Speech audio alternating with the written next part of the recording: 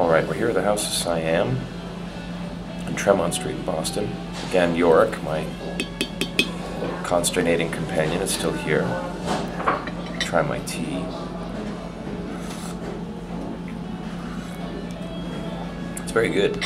I've ordered some Padwood Sen, which I'm hoping is also going to be very good. I've eaten here once before. This is right down the street from the Boston Center for the Arts, where I've been in and teched and sound designed several shows. And we're going to keep carrying forth here. This is King Henry VI, Part 1. Act 2, Scene 4. The tea's really good.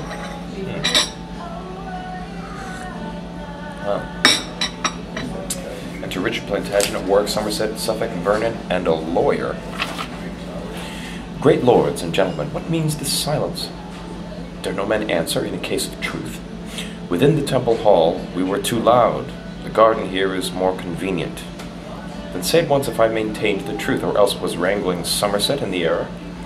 Faith, I have been a truant in the law, and never yet could frame my will to it, and therefore frame the law unto my will. Judge you, my Lord of Ward, then between us. Between two hawks, which flies the higher pitch? Between two dogs, which hath the deeper mouth? Between two blades, which bears the better temper? Between two horses, which doth bear him best? Between two girls, which hath the merriest eye?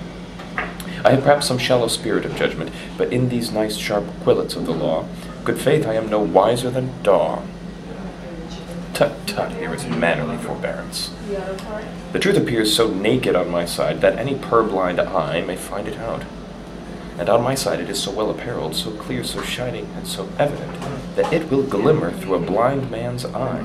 But since you are tongue-tied, and so loath to speak, in dumb significance proclaim your thoughts. Let him that is a true-born gentleman, and stands upon the honor of his birth, if he suppose that I have pleaded truth, from off this briar pluck a white rose with me. Let him that is no coward, nor no flatterer, but dare maintain the party of the truth, pluck a red rose from off this thorn with me. I love no colors, and without all color, a base insinuating flattery, I pluck this white rose with Plantagenet. Thank you very much. That looks great. Thank you. You got to see this. This really does look very tasty here.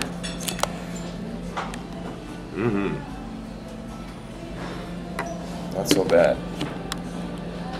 Well, we just got cut off. Right when they were plucking the roses, maybe the most important part of the play was for the audience. Whose side will everyone be on? I left with Warwick's line 34.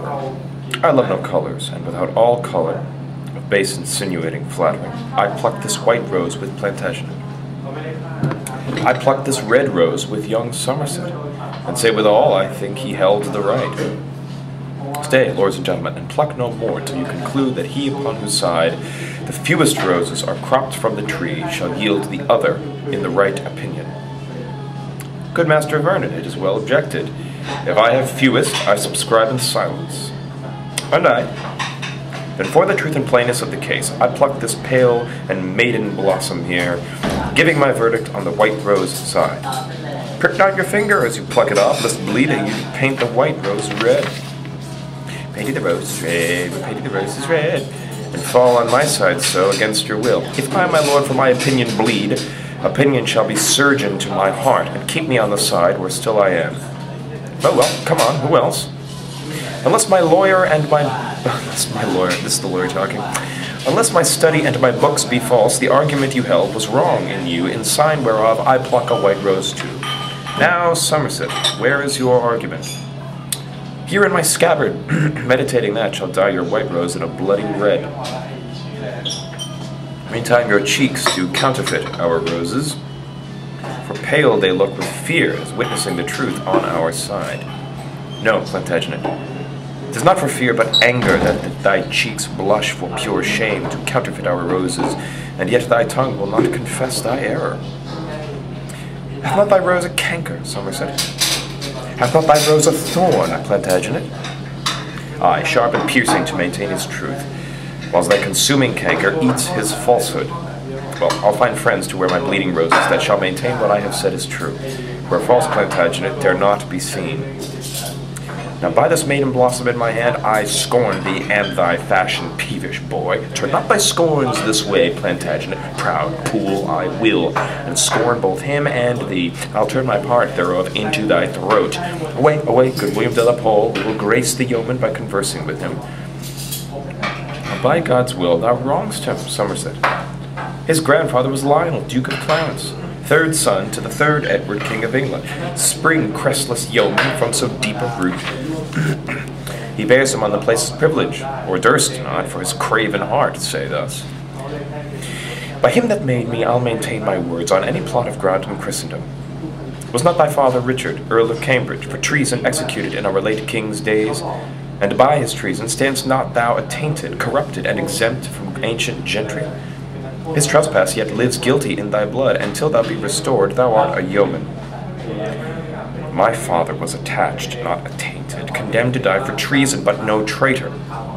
And that I'll prove on better men than Somerset, were growing time once ripened to my will. For your partaker pool, and you yourself, I'll note you in my book of memory, to scourge you for this apprehension. Look to it well, and say you are well warned.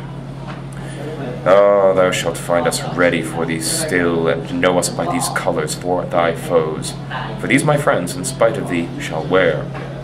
And by my soul, this pale and angry rose, as cognizance of my blood-drinking hate, will I forever and my faction wear, until it wither me into my grave, or flourish to the height of my degree. Go forward, and be choked with thy ambition, and so farewell until I meet thee next. Have with thee, Paul, farewell, ambitious Richard. How I am braved, and must perforce endure it.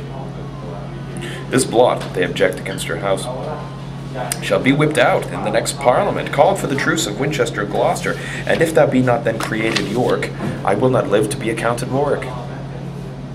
Meantime, in signal of my love to thee, against proud Somerset and William Poole, will I upon thy party wear this rose, and here I prophesy, this brawl today, grown to this faction in the Temple Garden, shall send between the red rose and the white 1,000 souls to death this dead death and deadly night.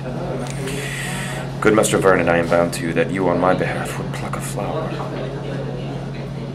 In your behalf, still will I wear the same, and so will I, thanks, gentlemen. Come, let us for to dinner. I dare say this quarrel will drink blood another day.